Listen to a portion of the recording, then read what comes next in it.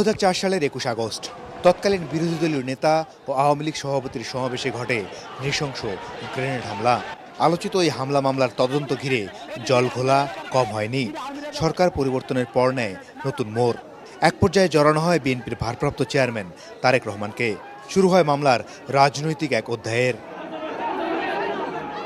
21 August grenade হামলা মামলার হাইকোর্টের রায়ের দিন ধার্য ছিল রোববার সকাল 11টায় রায় ঘোষণা শুরু করেন হাইকোর্ট। এর আগেই কানায় কানায় পূর্ণ হয়ে যায় এজলাস।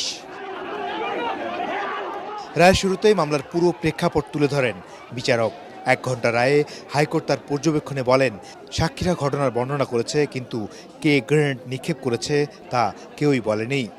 21 আগস্টে গ্রেনেড সরবরাহকারী কে তাও চার্জশিটে উল্লেখ করেনি তদন্ত কর্মকর্তা। হাইকোর্ট বলেন, নিম্ন আদালত দ্বিতীয়বার চার্জশিট গ্রহণ সহ পুরো বিচারটি ছিল অবৈধ। পরে হাইকোর্ট সব আসামিদের খালাস দেন। কারো স্বীকারোক্তিতে এই কথা নাই যে আমি নিজে এই গ্রেনেড মেরেছি অথবা এই গ্রেনেড মারতে আমি কাউকে দেখেছি। কাজে এখানে 302 কার বেলা হবে, সেখানে প্রকৃত খুনি কে সেটা নাই। সমস্ত আসামিদেরকে মাননীয় আদালত খালাস করে দিয়েছেন, ইনক্লুডিং নন অ্যাপিলিং অ্যাকিউজ, অর্থাৎ তারেক রহমান সাহেব এবং যারা কাজী কায়কোবাদ এবং অন্যান্য যারা আপিল করতে পারেননি তাদেরকেও এটা উনি খালাস দিয়েছেন। আমরা কোর্টের কাছে কৃতজ্ঞ। এরাই সন্তুষ্টি প্রকাশ করে বিএনপিপন্থী আইনজীবীরা জানান, ন্যায় বিচার পাওয়ার কথা।